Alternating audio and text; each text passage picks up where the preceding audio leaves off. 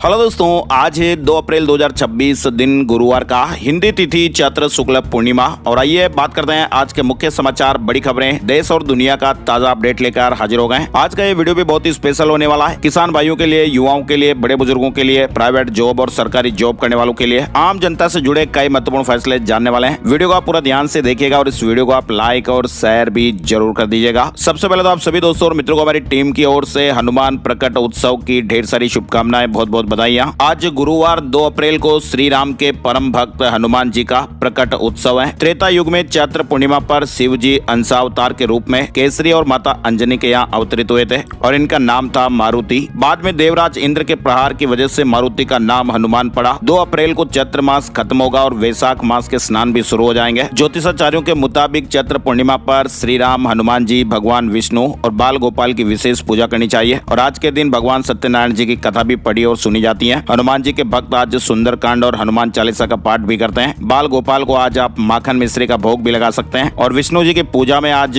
ओम नमो भगवते वासुदेवाय मंत्र का जाप भी करें। हनुमान जी की सीख आप देखिए, जीवन में सफलता पाने के लिए सिर्फ ताकत नहीं बल्कि समझदारी, धैर्य और सही सोच की भी जरूरत होती है। और साथ ही आपको बताएं दोस्तों, 50 साल बाद इंसान फिर चांद की राह पर लौट रहा है। नासा ने आर्टेमिस सेकंड मिशन की तैयारी पूरी कर ली है और कुछ ही मिनटों में ये लॉन्च हो जाएगा। नासा के 4 अंतरिक्ष यात्री फ्लोरिडा में ट्रेनिंग में जुड़ रहे हैं। यानी दोस्तों करीब 50 साल बाद एक बार फिर इंसान चांद की ओर बढ़ने जा रहा है। और अमेरिकी अंतरिक्ष एजेंसी नासा का पहला मानव मिशन आर्टेमिस सेकंड लॉन्च को तैयार है। ये 10 दिवसीय यात्रा इंसानों को पृथ्वी से 4 लाख से ज्यादा किलोमीटर दूर ले जाएगी, जो अब तक की सबसे लंबी दूरी होने वाली है। अच्छा, इसके अलावा देखिए आप, हरियाणा के नुह से एक बड़ी चौंका देने वाली और अलर्ट करने वाली खबर सामने आ रही है। मेडिकल कॉलेज के एक वाटर टैंक में 3 मृत बंदर पाए गए। 3 बिल्डिंगों में इसके पानी की सप्लाई होती थी और 100 तो सड़ चुके थे। दूषित पानी पीते रहे डॉक्टर्स और उनकी फैमिली। एक बड़ी मीडिया रिपोर्ट से इस वक्त काफी ज्यादा सुर्खियों में। हरियाणा के नुह में शहीद हसन खान मेडिकल कॉलेज में बड़ी लापरवाही सामने आई है। दरअसल कॉलेज की 3 रिहायशी बिल्डिंगों में पानी की सप्लाई के लिए बनाई गई टंकी में 3 मृत बंदर पाए गए हैं। और इसका पता चलते ही बिल्डिंग में रहने वाले स्टाफ और उनकी फैमिली में भी हड़कंप सा मच गया।